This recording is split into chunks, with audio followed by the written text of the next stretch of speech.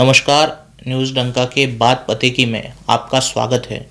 पाकिस्तान भारत से सीधे भिड़ नहीं सकता, उसकी उतनी क्षमता नहीं है। इसलिए पाकिस्तान भारत के कई टुकड़े करके विभाजन करना चाहता है। इस स्ट्रैटेजी को वो ब्लीड इंडिया थ्रू 1000 कट्स कहता है, अर्थात भारत को हज़ारों हिस्सों में काटकर लहूलुहान कर दो।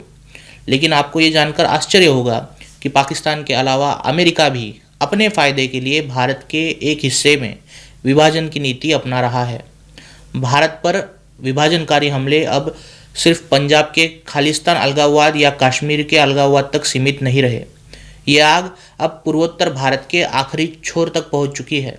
दरअसल सत्ता के बेदखल होने से पहले बांग्लादेश के प्रधानमंत्री शेख हसीना ने चेतावनी दी थी कि भारत के मणिपुर के कुछ जिले, मिजोरम राज्य, बांग्लादेश के चड़गांव डिवीजन का बंदरबाह जिला और म्यांमार के चीन राज्य को मिलाकर एक ईसाई राष्ट्र बनाने की कोशिश की जा रही है और अमेरिका इस साजिश में शामिल है। शेख हसीना की ये चेतावनी अब सच साबित हो रही है। एनआईए ने 16 मार्च को म्यांमार की चीन नेशनल आर्मी के आतंकियों को हथियार, ड्रोन की सप्लाई करने और ट्रेनिंग देने के आरोप में 7 विदेशी नागरिकों को गिरफ्तार किया है। इनमें से 6 यूक्रेन के नागरिक हैं और 1 अमेरिकी नागरिक है। इन विदेशियों पर यूएपीए की धारा 18 के तहत मामले दर्ज किए गए हैं। इनमें एक अमेरिकी नागरिक की गिरफ्तारी दिखा रही है कि भारत, म्यांमार और बांग्लादेश के सीमा क्षेत्र में अमेरिका विध्वंसक गतिविधियों में शामिल है। एनआईए द्वारा गिरफ्तार किए गए अमेरिकी नागरिक की पहचान है मैथ्यू एरॉन वैन डाइक, जो अमेरिका के मैरीलैंड राज्य का बल्टीमोर से है। ये मुअम्मर गद्दाफी के खिलाफ लीबिया के युद्ध में शामिल था और इसे युद्धबंदी बना लिया गया था। मैथ्यू अब सन्स ऑफ लिबर्टी इंटरनेशनल नाम की संस्था चलाता है। 2014 में मैथ्यू के पत्रकार दोस्त जेम्स फोली और स्टीवन सॉटलॉफ की इस्लामी आतंकी संगठन आईएसआईएस ने निर्दयता से हत्या की थी, जिसके बाद उसने ये सन्स ऑफ लिबर्टी संस्था शुरू की, जो अमेरिका में लाइसेंस प्राप्त एनजीओ है। इस संगठन का सीधा दावा है कि ये आतंकी ताकतों और तानाशाही सरकारों के खिलाफ लड़ने वाले लोगों को निशुल्क ट्रेनिंग और काउंसलिंग देती है। गौरतलब है कि अमेरिकी कनेक्शन से जितने भी ईसाई भारत में धर्मांतरण मिशनरी व्यवस्था के तहत आए, उन्होंने ईसाइयों में, खास करके पूर्वोत्तर में, इस भावना का प्रचार किया कि भारत की नरेंद्र मोदी के नेतृत्व की सरकार कट्टर हिंदूपंथी सरकार है, तानाशाहों की सरकार है। मैथ्यू डाइक भी यही कहता है कि तानाशाही और कट्टरपंथियों के खिलाफ लड़ने वालों को वो मदद करता है। पिछले कुछ सालों से अमेरिकी खुफिया विभाग भारत के मिजोरम, मणिपुर, बांग्लादेश के सीमा क्षेत्रों में सक्रिय रहे हैं और यहाँ के ईसाई नागरिकों के खिलाफ अलगाव की भावना को बढ़ावा दे रहे हैं। इस सीमा क्षेत्र की भूमि को वे ईसाइयों की पवित्र भूमि के नाम से प्रोजेक्ट करते आए हैं। यहाँ तक कि म्यांमार की बात करें तो ऐसे कई मैथ्यू डाइक यहाँ सक्रिय है, जो पर्यटन के नाम पर भारत आते हैं और मिजोरम के रास्ते से म्यांमार में प्रवेश करते हैं। और ये सभी आपको किसी न किसी तरह अमेरिकी फ़ौज से जुड़े मालूम पड़ते हैं। इनमें से एक अमेरिकी पूर्व स्पेशल फोर्स का अधिकारी है, जो अब ईसाई धर्मोपदेशक बनकर घूम रहा है। इसका नाम है डेव यूबैंक। डेव यूबैंक म्यांमार में विद्रोह भड़का कर रखे हुए है और उसका दावा है कि वो मानवीय सहायता करता है, सैन्य प्रशिक्षण देता है।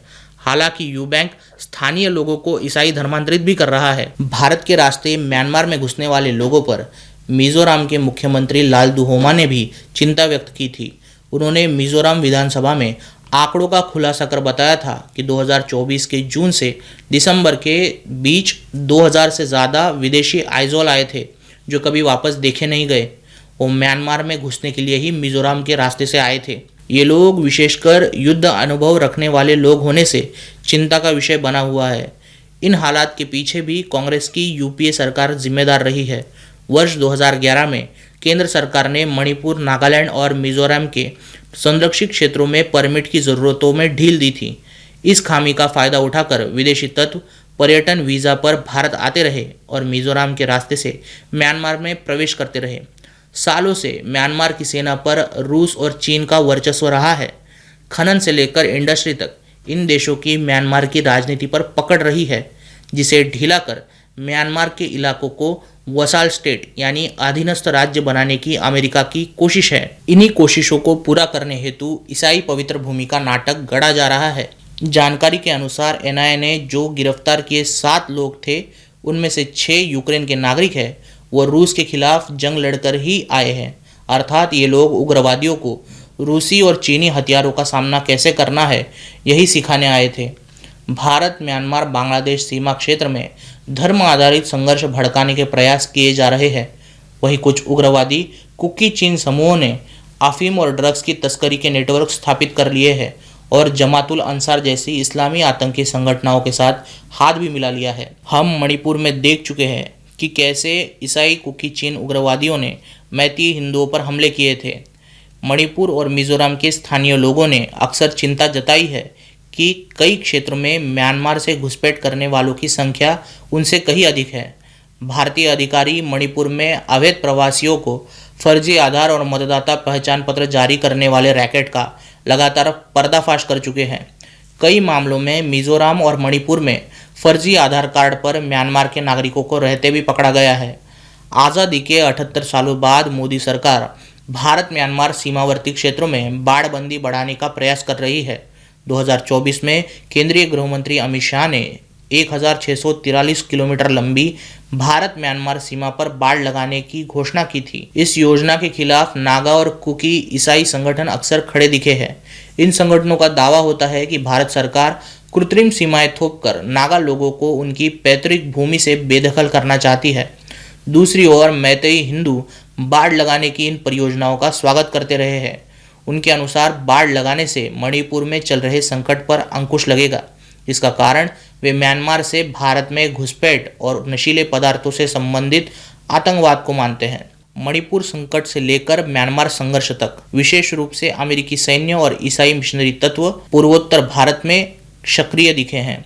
ये अपने फायदे के लिए प्रॉक्सी युद्ध छेड़ रहे हैं।